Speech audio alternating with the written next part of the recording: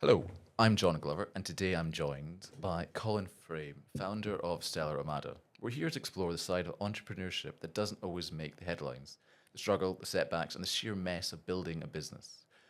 We'll be talking about the battles that come with surviving, economic crisis, the mistakes that cost you everything, and the very real human toll of leading a company through uncertainty. Colin, thank you for joining me and being willing to have the conversation. So let's start off from the start, which is your childhood. And everyone has a different experience, but did you have like a feeling of like resilience or support when you're growing up, or did you kind of and you learned from your parents, or is it more of a you didn't have that support sort of network, and then that's kind of grounded you, and you kind of learned the hard way of grow it when you're growing up? Yeah, so right back to childhood then. Resilience was an interesting one because it wasn't something you ever considered as a child, how resilient you were. Mm. But it's something I reflect on quite a lot now as an adult.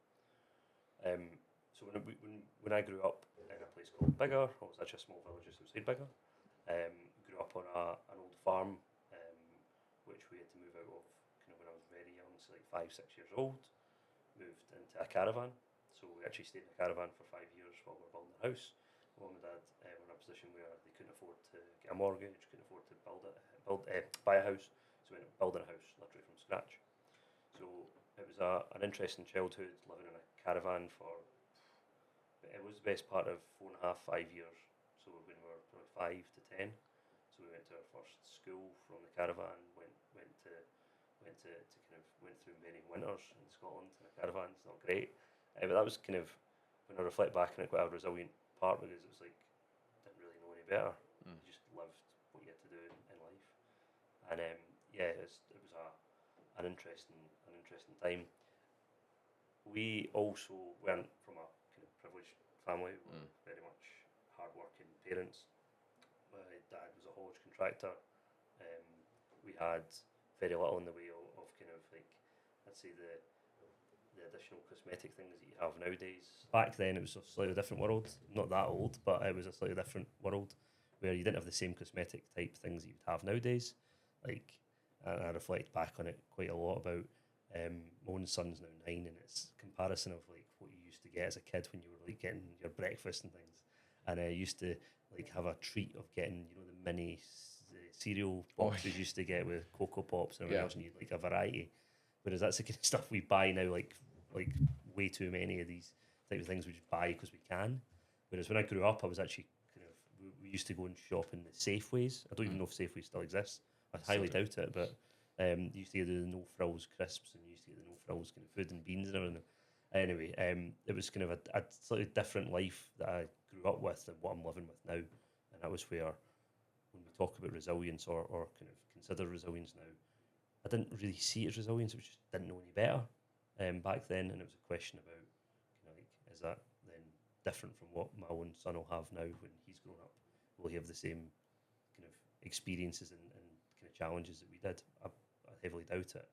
But therefore, does that make him different? I don't know. Mm.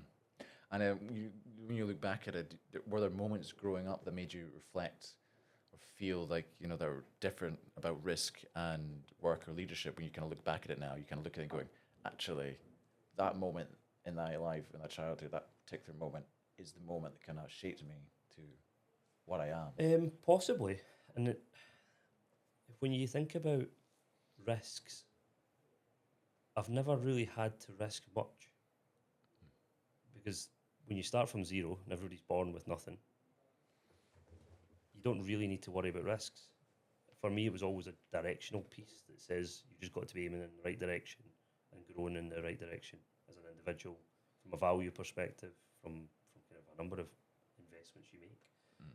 It's a I don't know, it's a challenging one around like what risks do you take? I take risks quite often. Mm. I don't change. I've never really changed that. I used a scenario a couple of months ago when I was talking to somebody at an awards night about when we started Stellar. We actually didn't start Stellar like 7 years ago. I started Stellar like years and years beforehand in my head. And it was all about the risk for me not having enough money to pay for my car or to pay for my house were the only two things I needed to consider. The rest I could work out. And when I originally went from a permanent job to a contract job and kind of go on your own 2 feet and take a risk of not being employed in 3 months' time or 6 months' time. Taking those risks isn't really a big challenge for me. If you've got something to fall back to, you've got that in your back pocket to always go back to. My view was always I could go back to a £250 a day test job, and that was why the risk to then go and do this on your own wasn't a problem for me. And I think that's a later in life risk assessment. When I was a kid and when you were going through certain scenarios and circumstances, I probably didn't take the same risks, but that was more when you're thinking about when you played football at school, or when you went on your bike, or you went and kind of done something at the weekend with your friends or family. I think those risks, you create, you create a bit of a balance about risk. And risk is something that we talk about all the time in business and talk about in life. I'm not sure it's that hard. It's just a big balance. If there's a seesaw and you've got a kind of barrel in the middle, you've got to balance the risk and reward in the middle all the time. And I think as long as you're consciously thinking about that kind of stuff, then you'll be fine. So taking a risk, I don't particularly see as taking a risk at times. So it's kind of because your upbringing, it kind of creates this sort of, compared to other entrepreneurs, it kind of created this idea that there wasn't really that sort of risk. You know, it's just, you didn't really have that, I guess, fear of failure. It was kind of the idea of, you know, if I don't do anything, nothing's going to change. Nothing's going to change. So it's just what I'm going to do. It's like interesting. I think though, I was never really worried about the risk or reward because it was always about what you need, where you needed to get to. And that's still the case today. It's where do you want to be?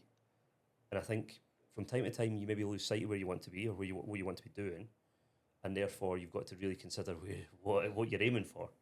So I talk about the golden star in the kind of in the sky all the time, because you need to just know what direction you're heading. You need to know where you want to get to, and then push from there.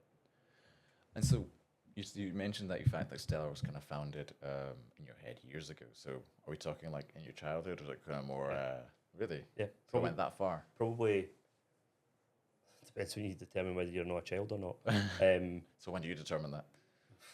I don't know. I remember a mate of mine was giving me a real hard time once because we went to a log cabin for a weekend as like young couples. I think we must have been. I was driving, but I don't think my mate was. So it must have been about 17 at this point.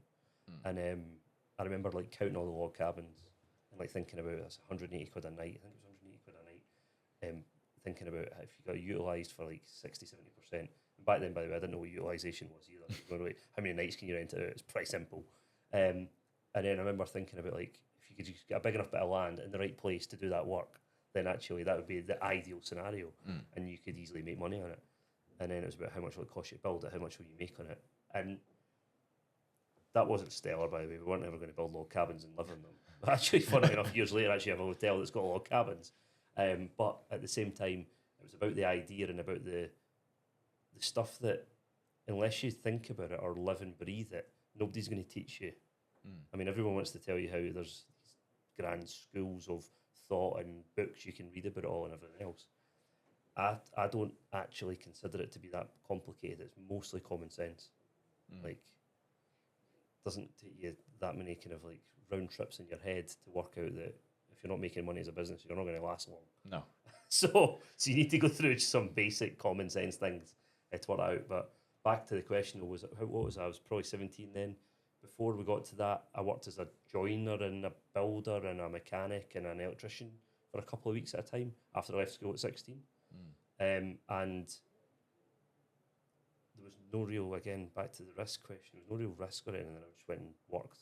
I think I got 80 quid a week for being a joiner. I think I got nothing for being a mechanic.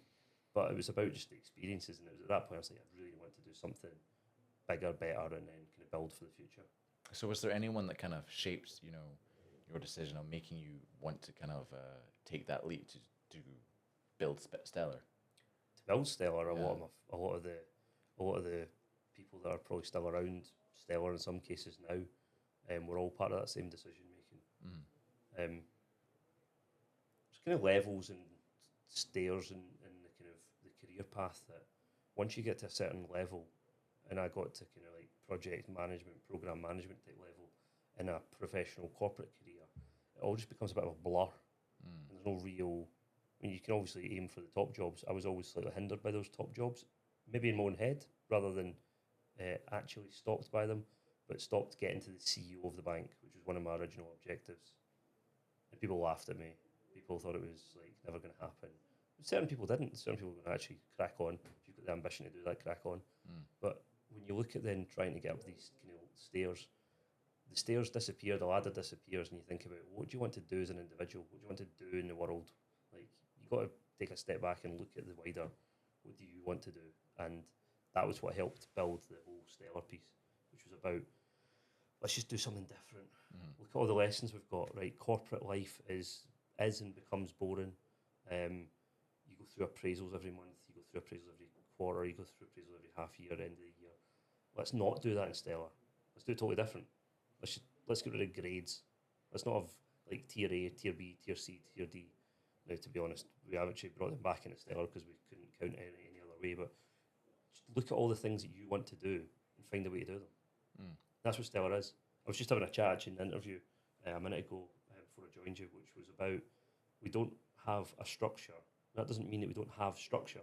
We don't have the hierarchical structure, because hierarchical structures, when I was a kid growing up in the kind of corporate world, they were all about who you could and couldn't talk to, what you could and couldn't say to people. Giving people freedom changes that completely, and giving people the opportunity to then have a kind of wider conversation. And I've never been scared to go and talk to somebody about something I know more than them about, whereas other people will be, because there's boundaries that are artificially created and ladders that are artificially kind of put in place. And was there someone like in your early life that kind of helped shape your mindset? Probably a lot of people. Probably an awful lot of people.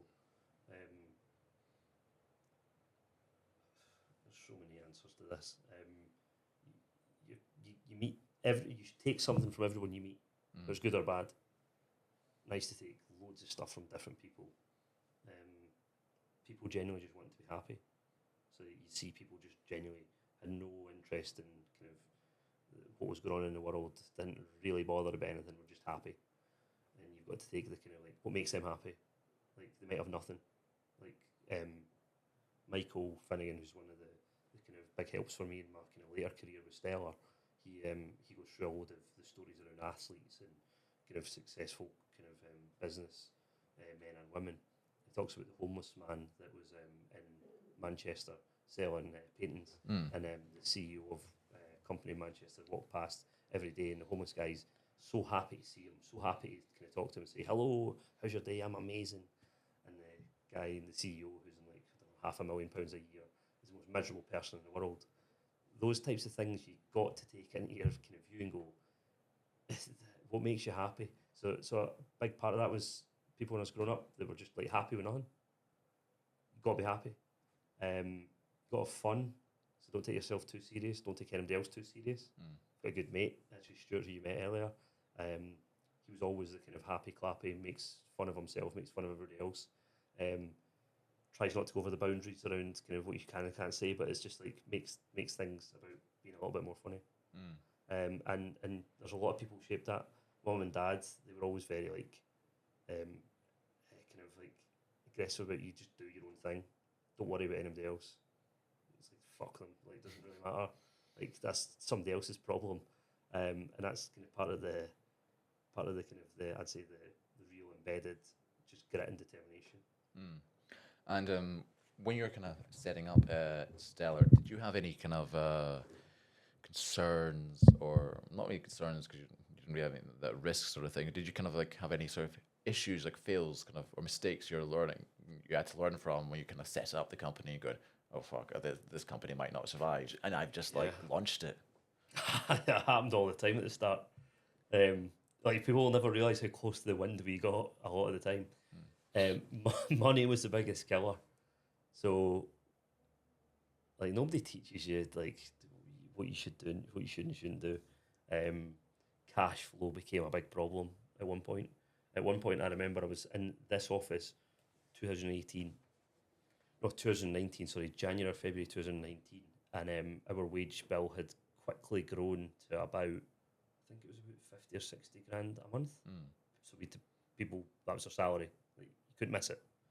And also we'd ended up with our contractors moving from weekly to monthly pay, and they also coincided at the end of the month where they needed, like, I think it was 140,000 in contractor outgoings. And this is only in under a year of us starting. I didn't have that money. And it was one of these moments. My mum, actually, who was founded the kind of company with me, joined me from right at the start, was doing the accounts, and she phoned me up on the Friday morning and said, "Colin, how much money have you got in your personal bank?" And I was like, "I don't know." It's like, it wasn't a lot though. And I had this conversation where I was like, "Where am I going to find?" It was just under £200,000 on a Friday afternoon to pay the bill that needs to, or pay the salaries as a minimum that need to go out tonight. Apologise to the contractors, they're not getting their money till Monday.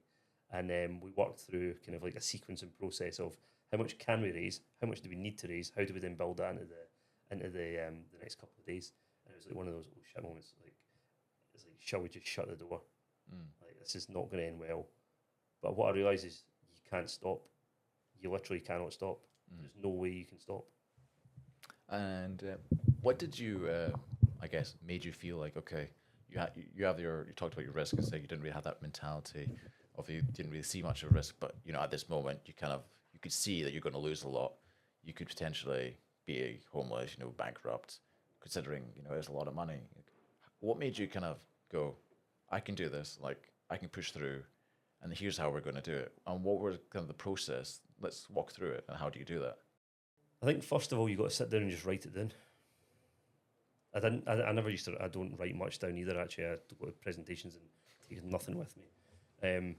But what I found is if you just write down the problem and try and work out what you need to do, it's probably the best way to deal with it. So start in that scenario. Start with how much money did you need? How much can you get? Who needs paid first? How do you then start to work out who's going to get paid next? Who can you phone for a help? Who can you phone to defer? The sequence of process. I describe it as problem solving, and I spend most of my day problem solving, most of my week problem solving. And there's not been a problem we've not been able to solve so far. We've had a number of relationship breakdowns and failures and fallouts. Usually you can solve them through a chat, through a conversation. Some of them you can't, some of them just don't work, and it's the end of the road. But I think you just got to go through a problem solving type structure and technique. And that's something I would suggest I've built over the last full of my career, full of my life, because we had a number of challenges, like when we were younger. Like, what do you do? Certain scenarios, certain circumstances, and you just got to find a way through it. Race cars as well. Good problem solving skills. How do you make your car go faster? How do you fix it when it breaks down? How do you tackle it? Tackle anything. Times when you're coming home, break down. How do you get home? It's just got to find a way through it. It's never perfect. You got to find a way through it. And I think that's one of the struggles. I think I've got a lot of friends who struggle, and it's about just trying to find a way through it. I've not been through every scenario. I'm pretty confident nobody in the world has been through every scenario. No. But you've got to just try and find a way through, and find a method that works for you. Again, certain things don't work for certain people. I've got friends who've gone through divorces. I've been through a divorce. Something I can share common stories about, but I can guarantee you that their way through it's not going to be the same way as I got through it. And again, it's just about trying to consider all the parts, consider all the kind of feelings, consider what other people think of you or think about it, think can help you with. You've got to take out all these different parts to the jigsaw and put it together. Yeah, and it's quite an interesting thing when you think about it, because it's like that problem solving mentality you have to have, but you're kind of going at the same time, your brain's racing, you don't really know what's going on, and so how do you kind of keep that mentality while your brain is kind of going, as you said, oh shit? Yeah, I block a lot out. It's compartmentalize. Yeah, just switch off to certain things. At the point where you've become emotional in a conversation or whatever, got kind of lifted the tone, started to get aggressive, whatever else, you probably lost yourself. Stop. There's nothing wrong with saying nothing. If it's your way of dealing with it, say nothing. And it's my way of dealing with it at times. Say absolutely nothing. And that's a tough one as well, because you usually get plenty to say. At times you just need to say nothing. And usually the quietest person in the room is probably the most accurate. not saying anything. But I think when you look at the scenarios, compartmentalise, block certain things out.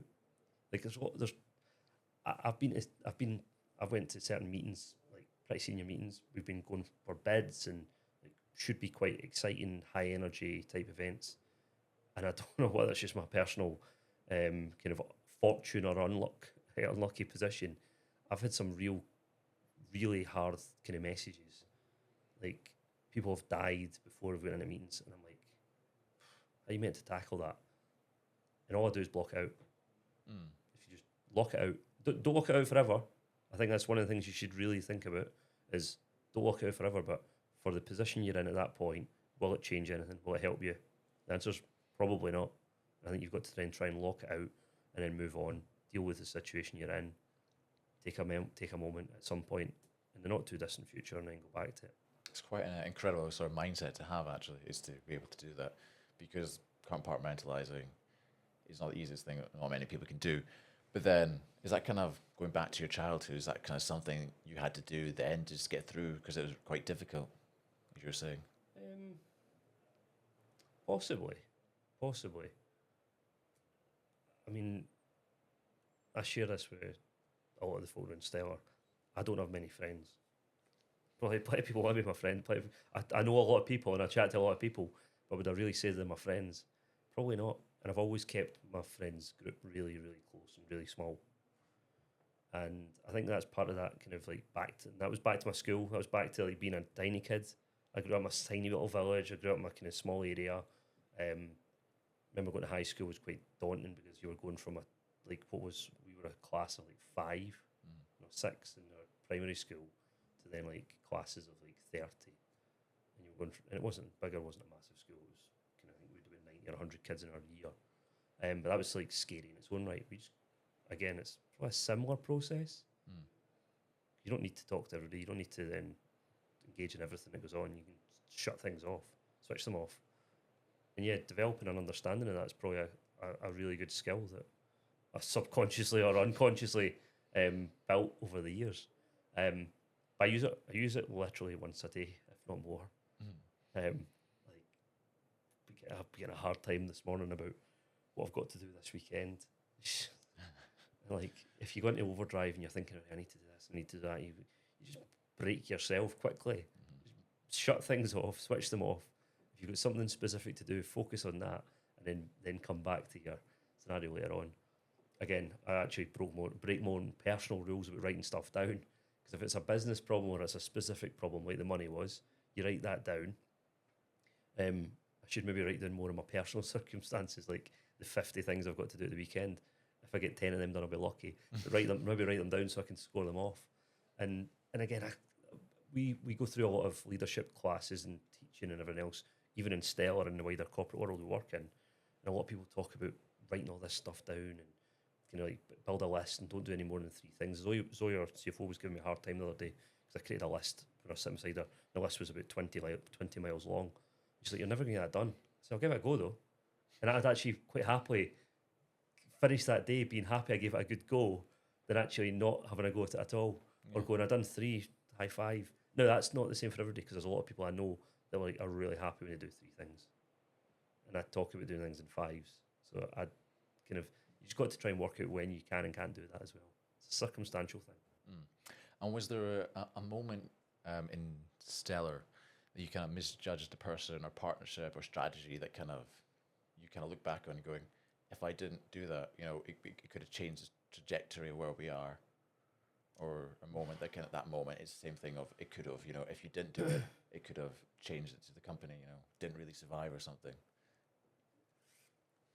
Yeah, I've got quite a lot of examples of this. Did it change the trajectory of the company? I don't think so. I don't think anything is big enough at an individual level to change the trajectory of the company. Mm-hmm. There's been a lot of tough conversations and tough kind of scenarios in Stellar.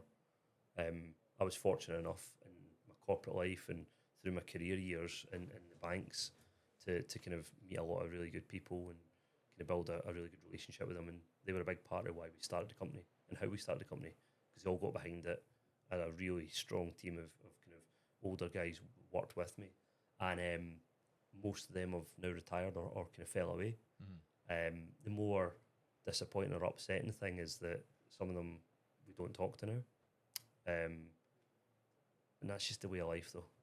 I kind of reflect on it and go, could we have done things different? Yeah, undoubtedly we could have. Should we have? Probably should have. But We'll hopefully patch things or repair things at some point in the future. But if you didn't, life goes on. Mm. You got to carry on. And the objective of Stellar was to become different, to drive a different behaviour, different mindset. Win bigger deals than MD could ever imagine. Put a real stamp on the kind of originally the banking sector, now the kind of pension sector, now the building society sector, also the retail space now. Make a change in different places, and as long as as a company we're still doing that, I'll still be happy. When you look back at it, can you think of like a mistake you made that was small, but actually had a very significant consequence, and you're going, I shouldn't have done that, but then you learn, and what do you learn from it? Yeah, talking to people, biggest one. Don't ignore conversations. Mm-hmm. I ignore quite a lot of conversations, most of them deliberately. But then if you ignore conversations with people that are maybe struggling or that are needing your help, that's probably the biggest lesson. And it's trying to then identify when you need to be involved and when you don't. That's one that goes through my mind most days. When we're talking about kind of keeping building the management capability and building the capability in Stellar, we've lost a couple of people through the years to just not having a conversation at the right time. And things manifest, things change, things negative behaviours build into then even more negative behaviours. By the time you know it, it's a big problem, and then it's probably an irreversible problem.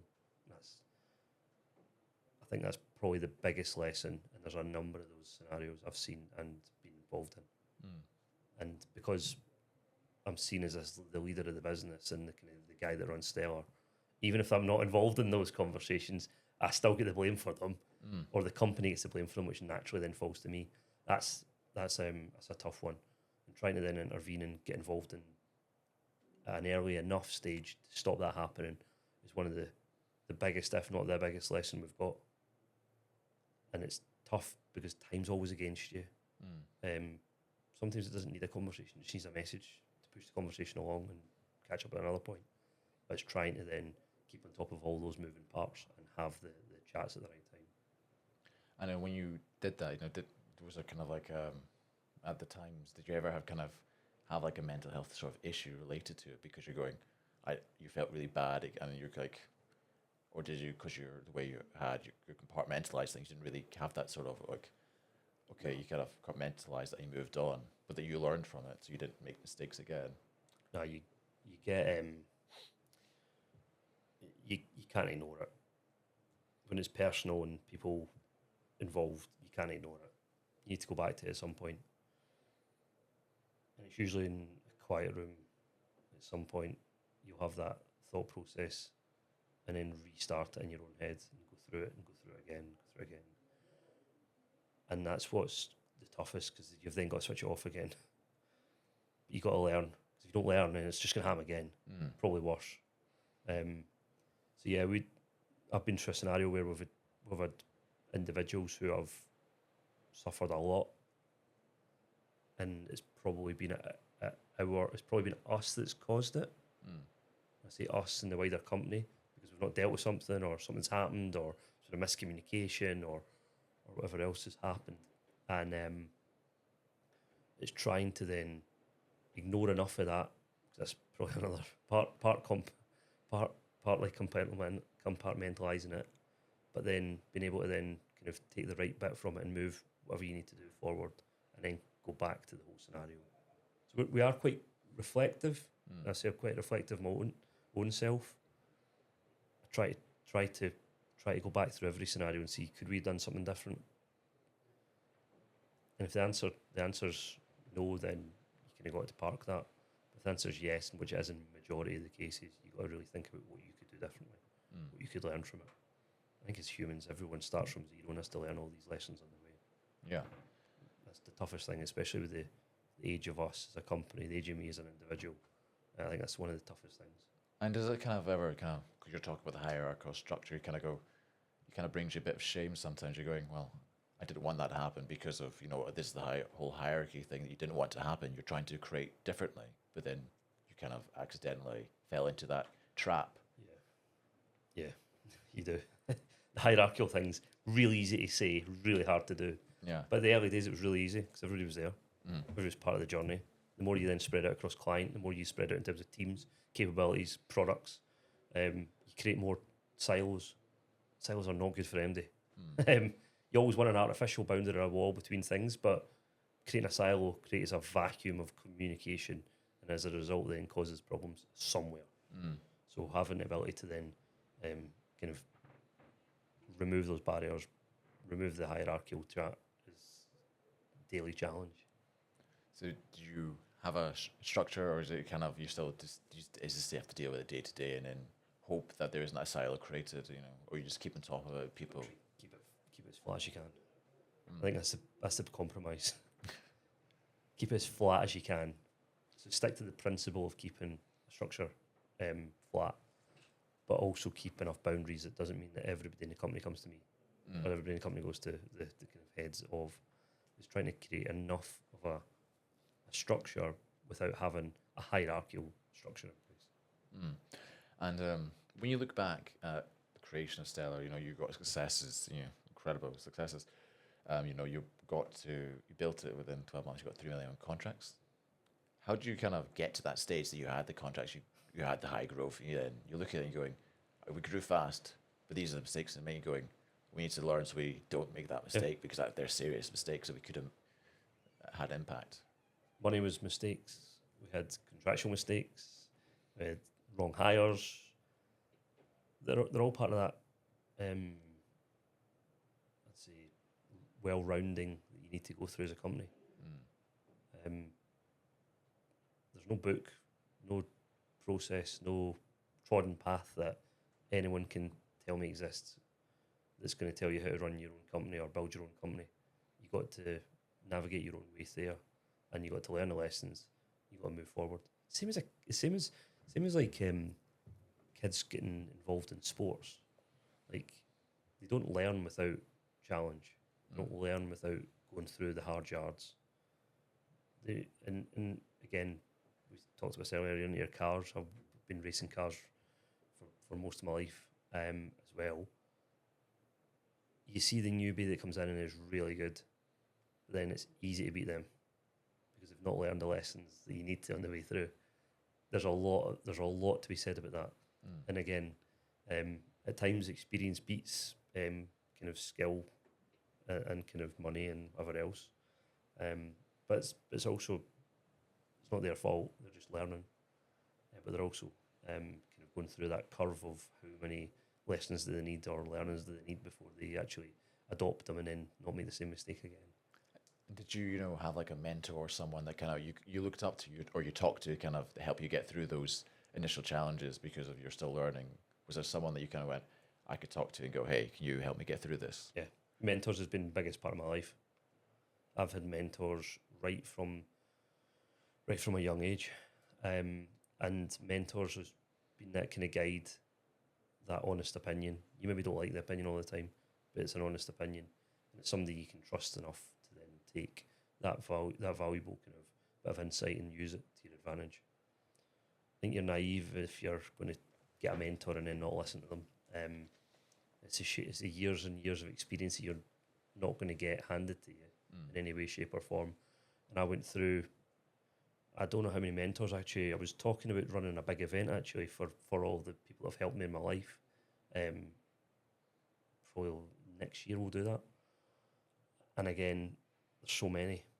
And people that didn't even believe they were mentoring me were probably mentoring me. And I think that's one of the generally biggest bits of advice I would probably give to anybody, is to get a mentor that can help you. And Royston Hogarth, our chairman at Stellar, Royston's, I'll not tell you how old he is, but he's probably 20 or 30 years older than me. And he's kind of came through a very similar kind of structure, whether he was coming through his kind of early years in his career in IBM and some of the kind of corporate equivalents of what I'd done in the bank, going through his kind of more senior roles and chairman roles and whatever else. The advice he gives me is invaluable.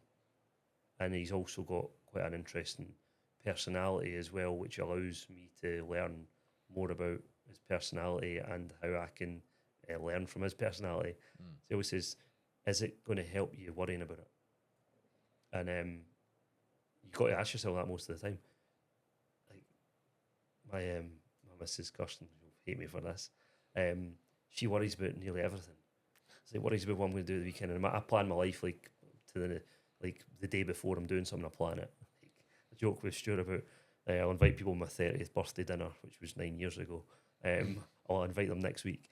I'm always quite kind of fleet of foot around what I do, but the kind of don't worry about it. Like, it's not going to help you worrying about it. And a lot of people worry about things that never happened, and most times they genuinely never happen. So try not to worry about it. Yeah. And what would you say would be one of your biggest mistakes that you look back at and you're going, I really wish I just did that differently, and it's the one that keeps you up at night? I'm quite a good sleeper, so I don't usually stay up at night. And if you can't sleep, just have another beer, and then you'll sleep fine. You'll sleep fine then. What's the biggest mistake? Yeah. Not doing this earlier. All right. Okay. Nah, that's one of those really cheesy ones. Like, I think there's always a really good time and place. And I tell people about, I actually failed twice with companies similar to Stellar before Stellar became a thing. Okay. So 2012, 2015, had the equivalent of Stellar built, and failed. Didn't lose money, didn't go bankrupt, didn't have anything like negative happen, but it just didn't work. And that's why Stellar was such a success in the end, I believe. What was that company called? What happened to it? Well, there was two. There was Lights On LOITD, Lights On IT Delivery, I think it was called. Really catchy name. Not as good as Stellar Omada. But the company was created because we seen the same challenge. Myself and a colleague of mine, Rob, we'd both seen the same challenge back in the banking sector and the kind of assurance space and the consultancy space, and we wanted to build a company around it. So we did. We built a company, we got our first contract, we got our first set of individuals on, and it just didn't build.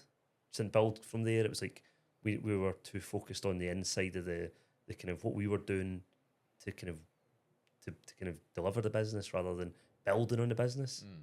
So that was a good lesson though. We had a good time, good bit of fun, and it kind of set the pathway for what we didn't want to do when we built Stellar. I wouldn't say it was our biggest. It was one of our kind of major lessons on the way, though. Similarly, then I tried it on my own as well, 2015, 16. And that was also a kind of similar challenge. It was about working yourself and making, at the time I was maybe making about 1,400 or 1,500 quid a day. Really healthy, really good. Like, that's quite a nice number, especially if you're working like 240 days a year. But it wasn't then building, it wasn't kind of adding to the company, it wasn't adding individuals, it wasn't adding services. And that was what we kind of then, when we started Stellar, it was all about all those combinations of learnings to then build the company around it. And winning the first contract was the easiest bit. It's winning the second, winning the third, winning the fourth, winning the fifth, that's the hardest bit. And again, it's a case of using all those learnings. Is it the biggest learning? I don't know. My biggest learning is probably wider than Stellar and wider than anything else. And my biggest learning is probably just, be careful how I say this, it's just don't be a bad guy. So I usually use a different word, just for the record, but it's just don't be... You can imagine what it is. Don't be that guy. And like, I keep saying this, nobody deliberately comes to work to do a bad job. No. So when you're thinking about giving somebody a hard time for not doing something the way you would have done it or not doing it the way you wanted it done, just think about it. They've done it the way they wanted to do it. They've done it the way they thought they should have done it. They've not done it incorrectly, deliberately. And it's quite a tough one to learn because you can get quite emotional and quite obsessed with kind of when you're building a business like Stellar. It's like you want everyone to be perfect. You see a word that goes out wrong in a presentation, and you're like, maybe it's worst case you're quoting the wrong client name to a new client. That's like a sin. You shouldn't do that. But if it happens, it matters. It matters to me. It matters to the company. But nobody intentionally done it. No. So you kind of got to just like, don't be that guy that's gonna like go off on one, and I'll probably watch this back in a couple of years' time. I think maybe I should reflect on that myself. That's hard because at times you just want to be the best. You want to do the best. You want nothing to go wrong. But I don't know anybody doesn't. I don't know anybody who does want things to go wrong. So it's just when you're treating others, when you're talking to others, when you're integrating with others, when you're kind of trying to help others, just don't be a bad guy. Don't be that guy. Just try to do your best. It's interesting you said that because of if you never started your first two, three essentially companies, would you have really created Stellar, or would you have not? Probably not. Not the way it is. Yeah. I would always want to create something. Always wanted to create something.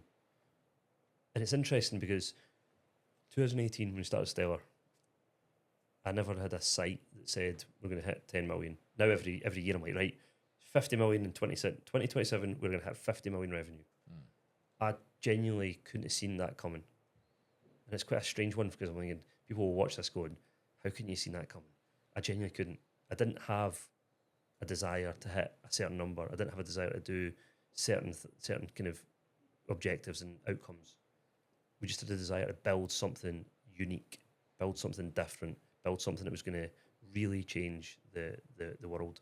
And it's morphed into Stellar. So I would have built something. Probably wouldn't have been like Stellar if I hadn't had the lessons before it though. Yeah. And when you look at those lessons, what would you say they were? Genuinely just get the business model right. I was at an Entrepreneurial Scotland event 2 weeks ago and I talked about working on the business and working in the business. If you spend all your time working in the business, you will go nowhere.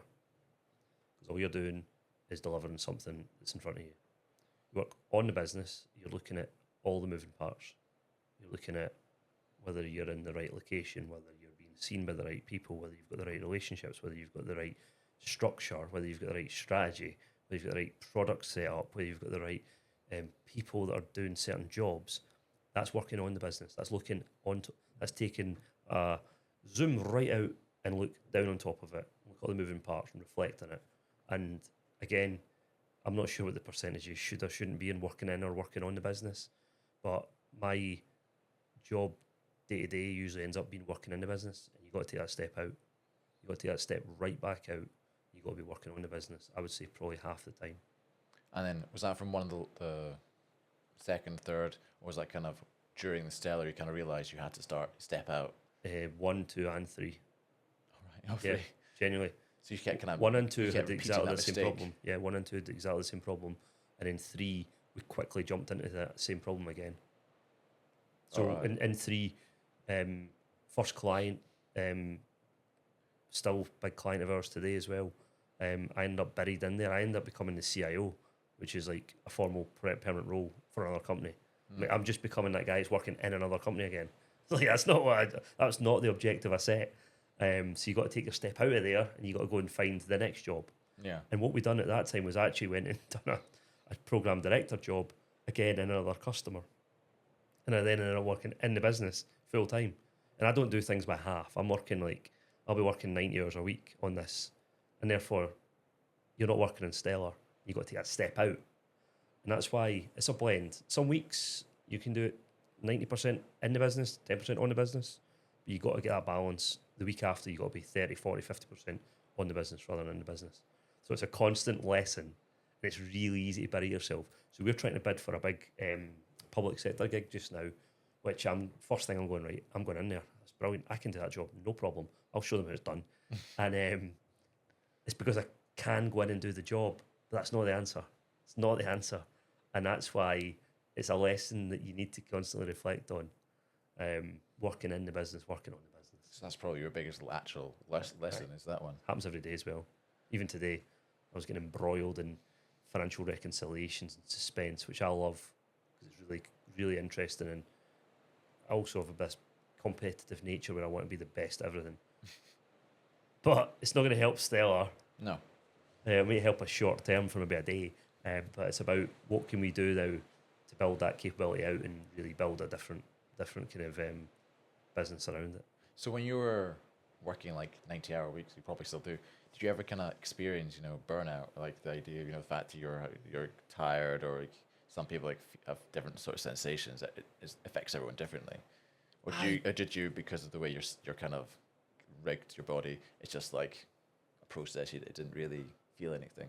I'd love to say I'm a finely tuned individual that's going to have like the perfect lifestyle and everything else. I've got the total opposite. I don't know, burnout. I see a lot of people who struggle from burnout. I see a lot of people that have got kind of a real kind of public or an external face to talk about burnout. It happens quite a lot. People integrate and talk to me about it. I'm not sure it's a thing for me. I'm pretty sure people will strongly disagree with me on it. I love what I do. Yeah. I love work. I literally love it. It's like when we go play golf, I enjoy playing golf. It's really frustrating at times. I enjoy playing golf.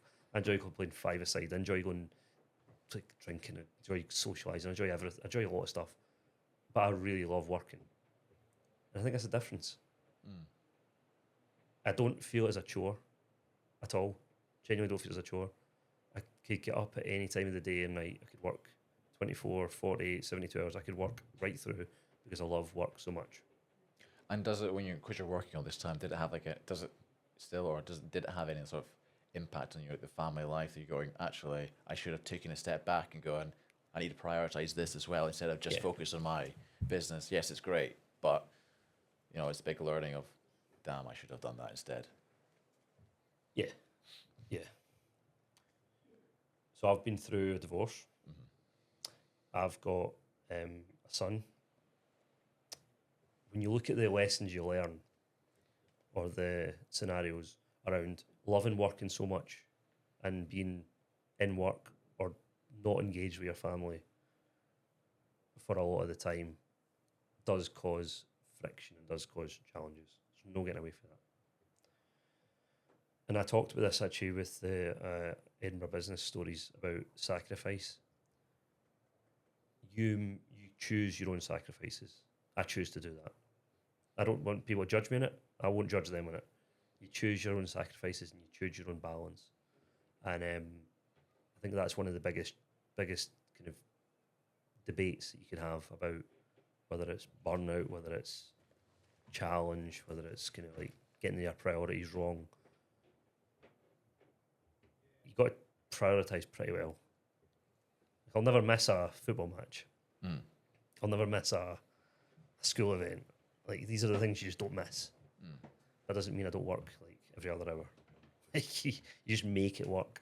And when I was going through the divorce, it wasn't a reflection on the work or the business or the work or the kind of integration stuff that me and my ex-wife used to go through. It's nothing to do with that. We got divorced because we weren't right for each other.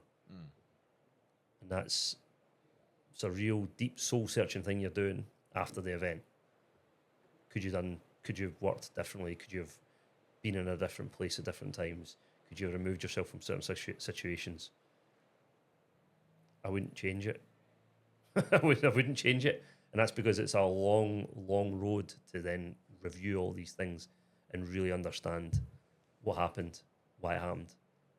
But it's a conversation I have all the time. Like, but again, sacrifices. Like, people talk to me all the time about selling Stellar. So usually you sell a company. If you're building Stellar, you sell it in 5 to 7 years. I'm not going to sell Stellar anytime soon. That's different from most people. And again, it's about building something different and reminding yourself why we're doing this. I'm not doing it because I want to be famous. I'm not doing it because I want to kind of sit in a normal job, doing normal stuff in a normal life. I do, because I actually want to push every boundary I could possibly push, and I genuinely believe we will do something pretty scary with Stellar over the next 5, 10, 15 years, however long it takes. What sort of scary things are you talking about with Stellar? You know, you got past that burnout, you got past the mental health challenges. You're now at this stage, you're thriving essentially. I think we can be one of the biggest privately owned companies in Scotland, UK, could push the world at some point. I think we're building a capability here, and we're building a really solid structure that allows us to do anything we want.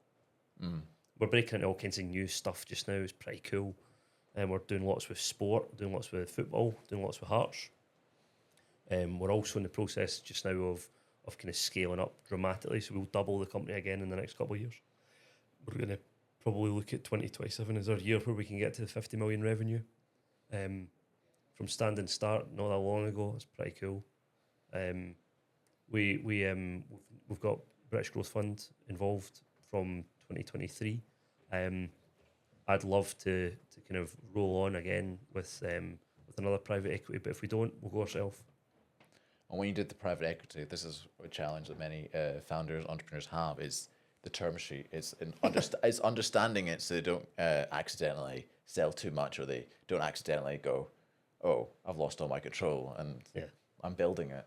Yeah. It's like sort of thing. We're in a fortunate position where we didn't have to give up too much in that space. Yeah. I can see why that would hurt a lot of people when you go through that PE company or PE backing structure. For all the right reasons, it's a good thing to do for a number of companies. But if you're the founder and owner and you're down to the point where you're down to like 5 or 6% your own company, you're not in a great place. It's not a great place to be at all.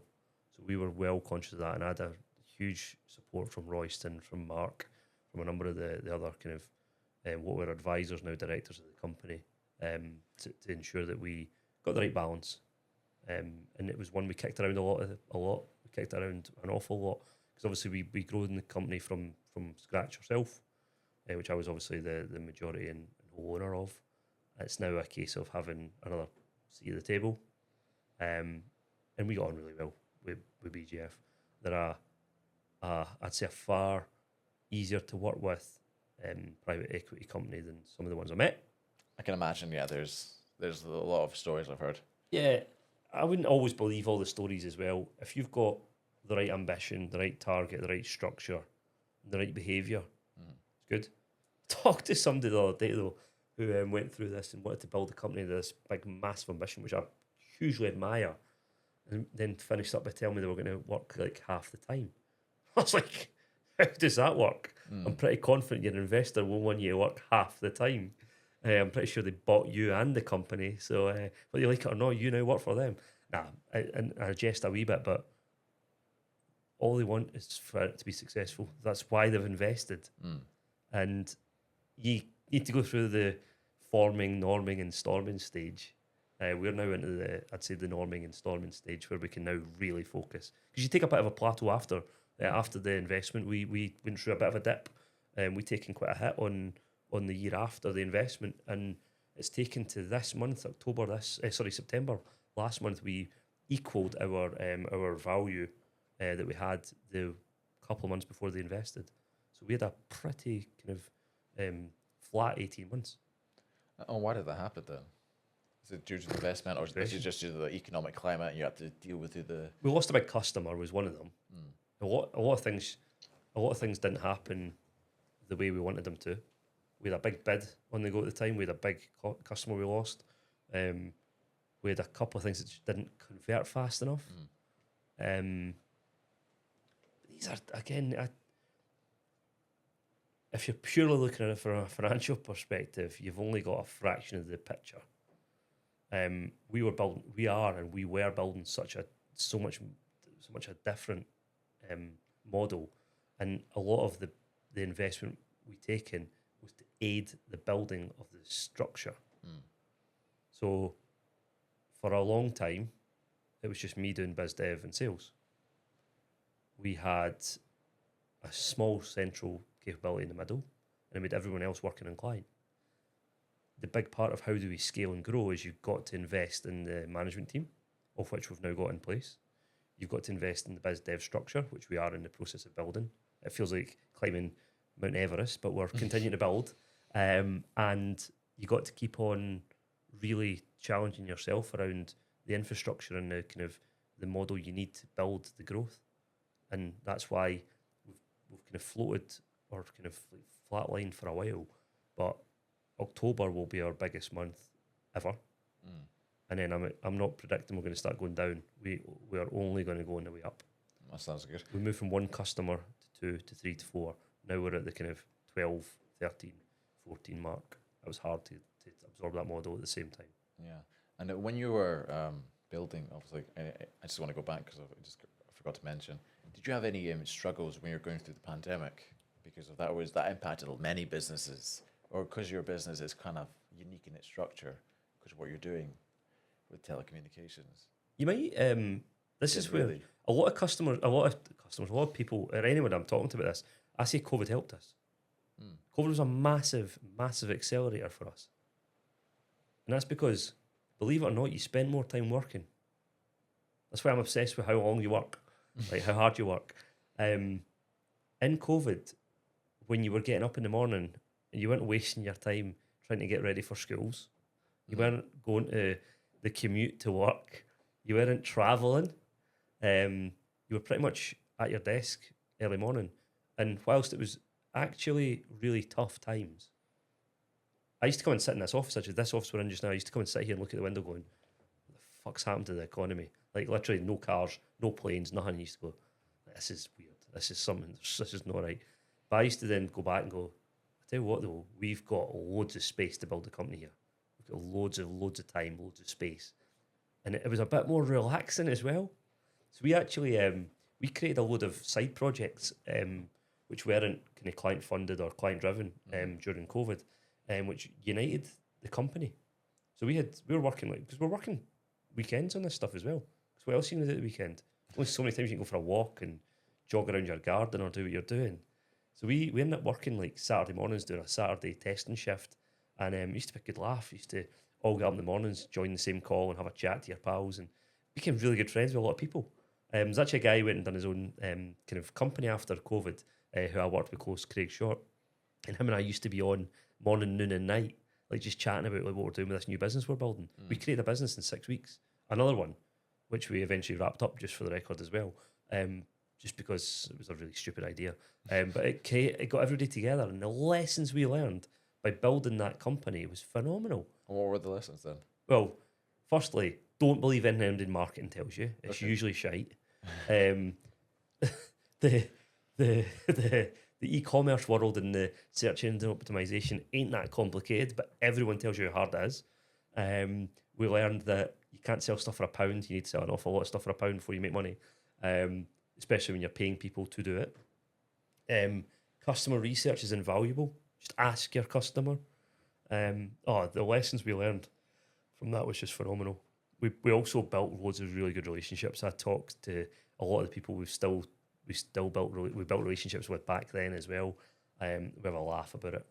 Like people still think we're a bit mental, which is quite good because nobody else was challenging the norm at that point. A lot of people were kind of becoming introverted and kind of looking inwards, going, right, how are we going to get rid of our massive property costs and everything else? We didn't give a fuck. We had nothing to worry about. We just wanted to build something and we wanted to do something cool. And it united us as a company. It really did unite us. We used to do Travelator, I hope no, treadmill like Friday nights. I used to do our management meeting on a Friday night before we had a few beers because COVID obviously unlocked quite a lot of different behaviours. We used to just stand on the treadmill and do like an hour and a half, just light jog walk. And I used to be able to, because I couldn't do it now, I couldn't breathe if I was doing that.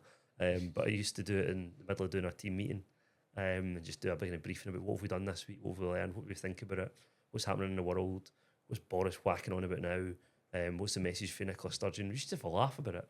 And it united us as a company. And I joked about this a couple of months ago. We should have another COVID. And I'm not joking. It's not about actually having a pandemic that's going to shut the country down. That's not a great idea for anybody. No. But it's about we should just take a step back ignore all the outside noises, ignore all the kind of challenges we've got, and just focus again. And I enjoy it. Did that kind of like that experience kind of go back to the helping you being out of the business kind of made you go and reflect and go and take you out and kind of because you're forced to kind of do something, think differently because you're well home all the time. Yeah, totally. Think differently. I genuinely think it. I mean, I've got a load of kind of conspiracies and personal views about whether COVID was a That's bigger problem and all that stuff, which not relevant for this. we probably don't bring into it. But again, back to we were going to create, actually, funnily enough, in this office, the alcohol kind of hand wash and sell it the week that COVID started. And I'm absolutely gutted we chose to do something else rather than that. But those are the things that gave people an opportunity to innovate and think differently. And it's probably helped a lot of other companies. Yeah. Like I wouldn't ever be too doom and gloom. It's a disaster for retail. We bought a hotel 3 weeks before COVID as well. That was a really bad idea. You still have it? Yeah, it's for sale if you want to buy it. I don't have that money. No, we've still got it. Hospitality's another massive lesson.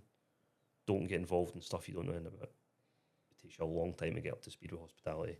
I'm still nowhere close, which is why we're in the process of trying to either sell it or bring somebody on board to run with it, with us, with me. What was the idea behind buying it then? Just a great idea. A few beers, COVID. Nah. I've got a personal relationship with it. I grew up not that far away from it. It's an 11th century castle building. I used to cut the grass here when I was a kid. It was a kind of real personal attachment to the place. Went downhill over the last kind of 20, 30 years, completely neglected. So when we bought it, we were originally going to try to just get it operational and running again.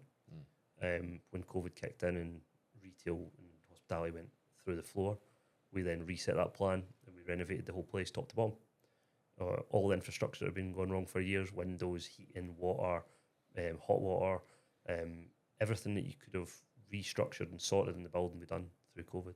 And again, that brought people together because when we were eventually allowed 20 metres apart or whatever it was, we actually got a lot of people that were working in Stellar to come along and help at the weekends. People just came along for a bit of a laugh. We had a kind of load of jobs. In fact, still got a massive long list of jobs to do there. And people got involved and just helped. And again, I'm forever thankful for everybody who got involved and helped. It was another project that we enjoyed and learned loads of lessons on. You got to sell a lot of steak dinners to make money in hospitality, though. That's a huge, huge lesson. Is that did that ever kind of because you bought it, you're like going, COVID's happened, Stella's kind of doing well, but you now have this potential asset losing business now. Yep. Did you ever kind of go, oh shit? Oh yeah, all the time, all the time. Still do that now. Like first of the month passes every month. Still got the insurance to pay. Still got the heating to pay.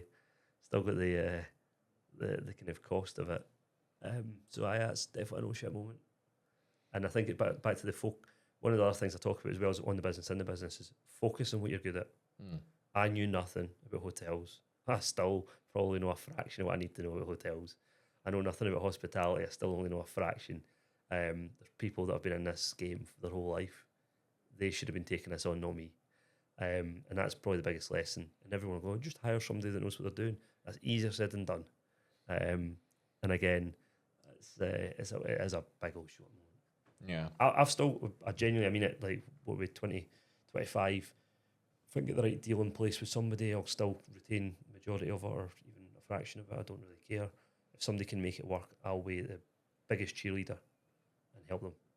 Because it's that personal value to you. Yes, because it's not about like, it's not like you become envious or don't want somebody to do it. I'd genuinely be the biggest cheerleader for somebody to run that place, take it over, take it to the next level, build it to the kind of highest level it can physically go. I'd be the biggest cheerleader. And we discussed this actually beforehand, and it was the idea of issue of competition and collaboration. Do you ever, you mentioned that your competition isn't really a competition. You don't really see it that way.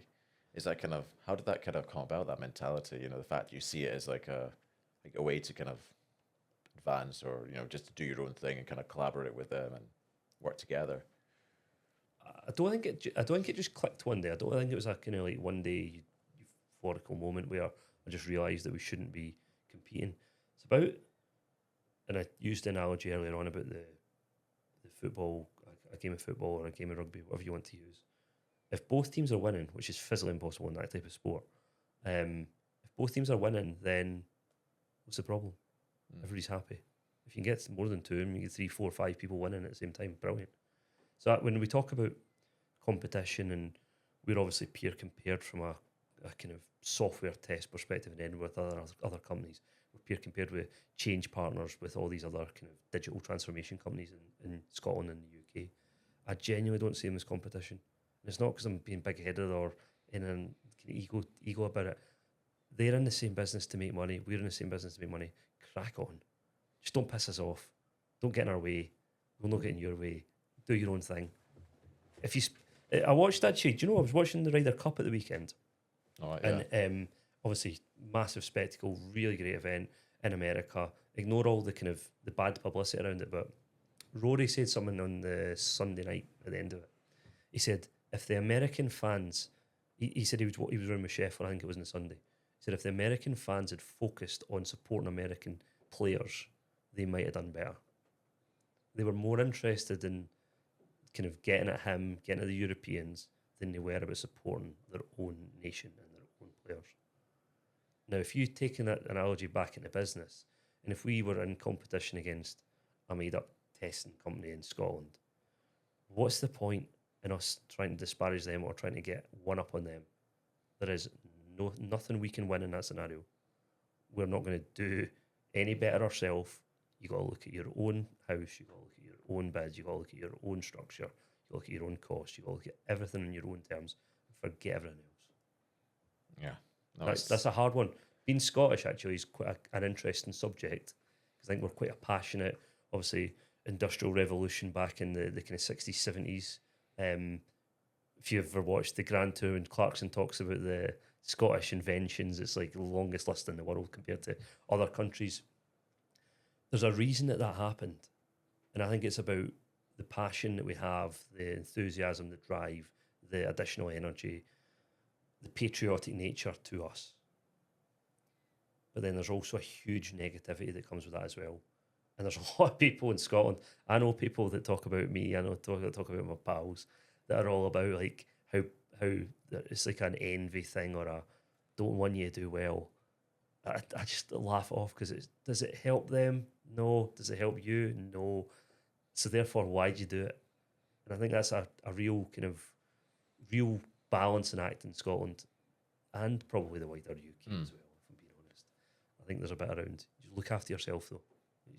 It's the only way you should look at it.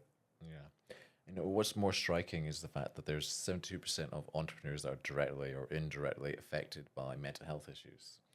And yet only 1 in 3 actually seeks help. Do you know, and do you think, there's a reason why, there's a struggle to kind of talk about mental health, burnout, these sort of things, why it's so kind of, I guess, stigmatized within the business? From your experience. Really good timing, because I mentioned it earlier on, but I was at an Entrepreneurial Scotland event 3 weeks ago. And actually, it was the first time I'd ever been in a room with kind of a similar bunch of people to myself. They were all owners, entrepreneurs, driving their own kind of, paddling their own canoes, I describe it. And I think the reason it won't be talked about, or there'll be problems that are probably never unearthed, is probably because there's very few people that an entrepreneur would know who to talk to or want to talk to, is probably the start. And again, is it a stigma? Is that a kind of weakness to say it? I don't know. I mean, I'm not sure you should care about what people think in that situation. I'm not sure what the stats are around male, female or not. I'd imagine that females probably talk more though about it. Males probably talk less about it. But it's only when you get in a situation where somebody's sharing openly with you though that you maybe relate to it and you want to then share. And I think what I've seen a couple of weeks ago was that you had a platform to talk to other people about. And I'd certainly, just so we're clear, a couple of people have talked to me now since then about that same problem. And it wasn't just about mental health, it was about scenarios with people, business partners, kind of people that maybe tried to bring them down. I've had a lot of similar conversations. All these things eat away at people, and it's not just usually one or two or three. It's probably a combination of all things that start to drive burnout, start to drive fatigue, start to drive maybe emotional decision making rather than kind of subjective kind of thoughts. So I don't know, because I've probably never been there either. I think I also, and it might be another touchy subject for things, was mental health a thing 20, 30 years ago? Like, you could probably go back to some of the greats and look at, did they suffer from mental health? I don't know is the answer. I think we've created a bit of a stigma though with it as well, that probably disguises what's actually wrong. But yeah, it's something that if somebody's struggling, then it's easy to ignore. It's really hard to deal with. I've seen an advert, actually totally off subject, but related to football, because we're looking at some of the innovation stuff we can do in football. In Brighton was it Brighton? Yeah, it was Brighton last week. Shared a new video which they've just launched about being able to talk. And you never know when the right situation comes up to talk to somebody. So whether it is going to the football match, which was the whole intention of the advert, or whether it's about at some point late at night in the office talking to somebody, or early morning, I don't think there's ever a right or a wrong time though. I just encourage anybody that's got something they want to talk about to have the chat. And you're always surprised, because it's not a subject, it's not something that probably people are comfortable talking about in any way. They also probably don't know how anybody else is going to react to either. I'd say most people I know in life are usually open to any chat. You just got to have that chat. And do you feel like there's kind of, regarding sort of businesses and as a founder, do you think there's any sort of structures or cultural sort of factors that have kind of created this sort of environment that's like, well, I don't really want to talk about it because, like, in Scotland, there's like, you have the typical the clashes between the different, I'm being careful what I'm saying here, the different football teams or the different regions, and then but they sometimes, for some people, they actually do have an impact on them. Yeah, there's quite a different. There's yeah, it's a different subject when you talk about that, but I don't know. Everyone's a human at the end of the day. You're always gonna have different opinions, different thoughts, different investments, different whatever it is. You need to just play through what's going on in life. I don't know. There's no really easy answer in any of that. No, and it makes total sense. Did you ever kind of hit like a breaking point, like during this, your creation, or did you kind of, again, because you compartmentalize, you never really felt anything. You just kind of put it aside and then have dealt with it later. No, I think breaking point's probably quite a sharp breaking point. Usually, if something breaks, yeah, something that's irreparable, and it's also quite a cliff edge type thinking. Breaking point. Been at the edge a number of times. Like, I'm not talking about the edge of like cliffs or anything. I'm just talking about you can only take so much at times. But again, I talk about this physical location or physical change is usually what makes you reflect on that breaking point or that edge. So if I'm sitting in the office and things are just getting way too much and there's too many things happening or too many things going wrong, I'll just stand up and walk out. It's not like walk out and just walk anywhere. Like, just go and take a minute. And there's nothing wrong with that. Nothing wrong with taking a minute. Take 10. Take a day. Take a week. Take whatever you want. That's happened a number of times. But I think that's, again, compartmentalising and being able to then walk away and do something different. It's part of what I do. It's part of the way it's part of the way I deal with it. I use it as a physical piece, just get out and change. And people have different triggers in their head. Might be phoning that one person that they can talk to. It might be going to a place that they recognise and know and feel safe in. It might be something like that. I'd encourage everybody to consider what their own kind of safe place is, or their own way of reflecting or way of stopping and changing, kind of taking a step back.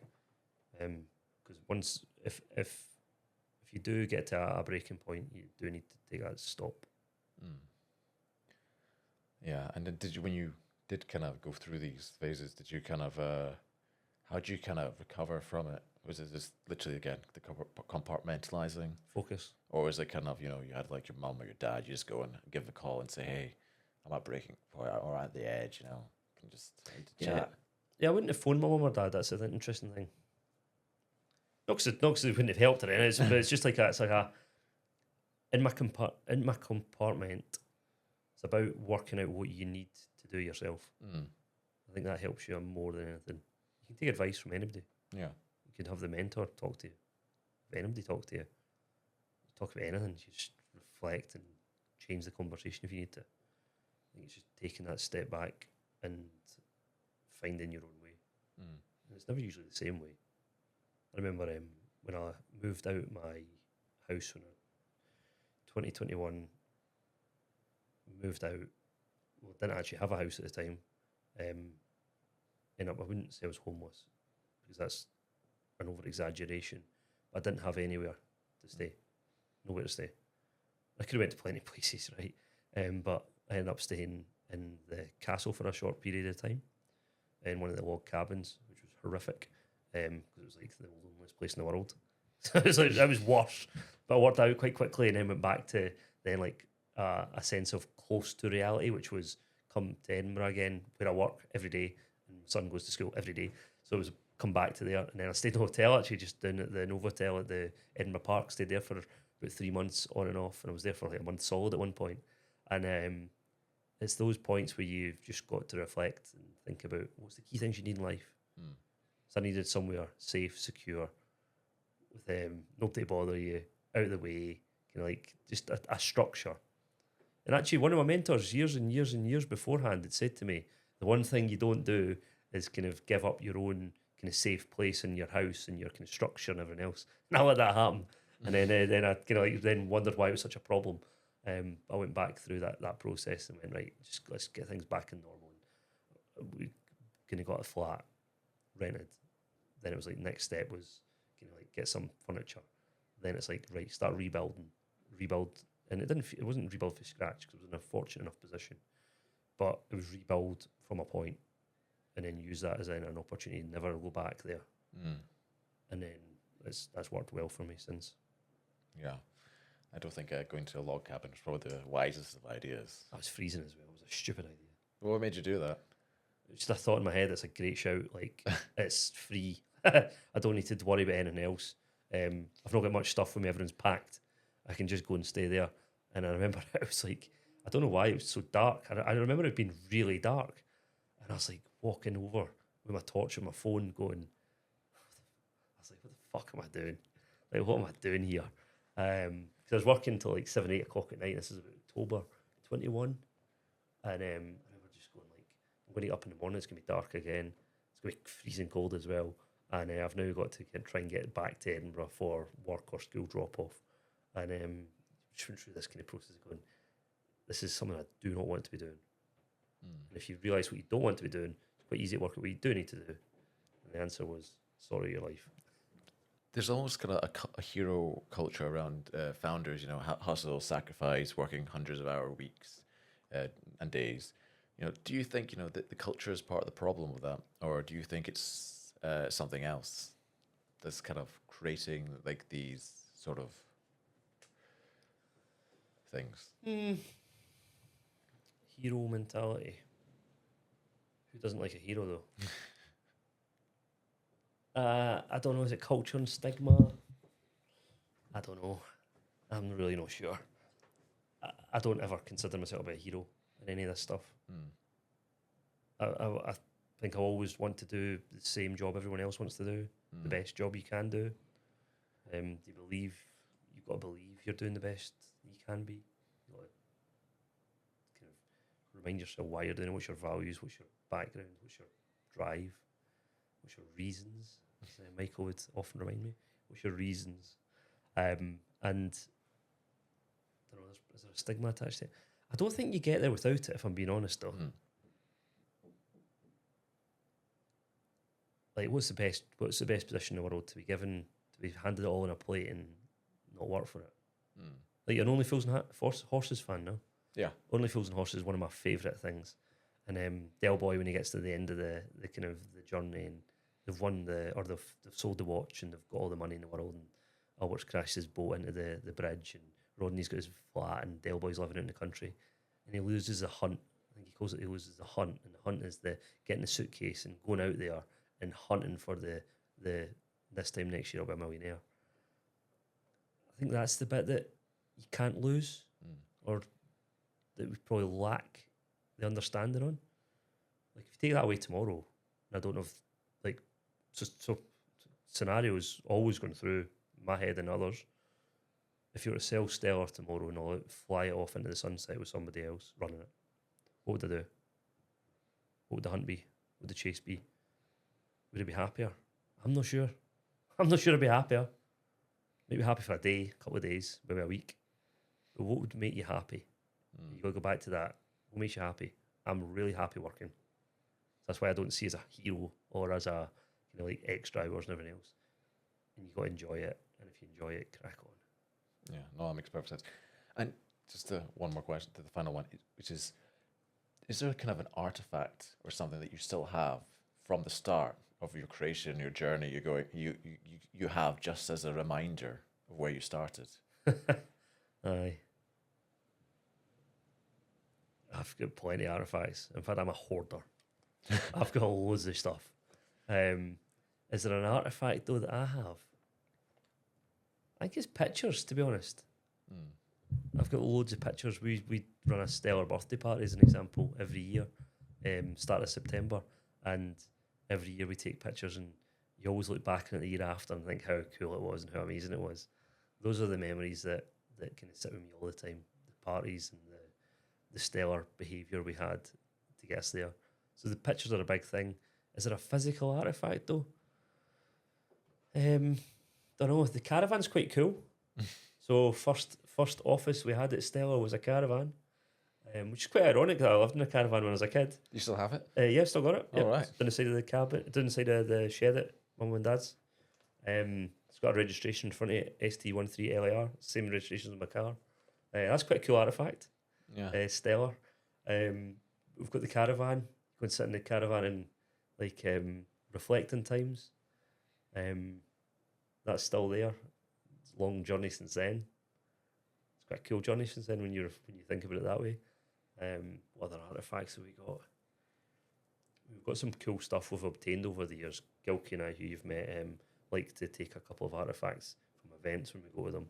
Sometimes legally, sometimes illegally. We don't steal anything, honestly. But it's about keeping those memories with you. And my office is full of them. The Entrepreneur of the Year thing's pretty cool.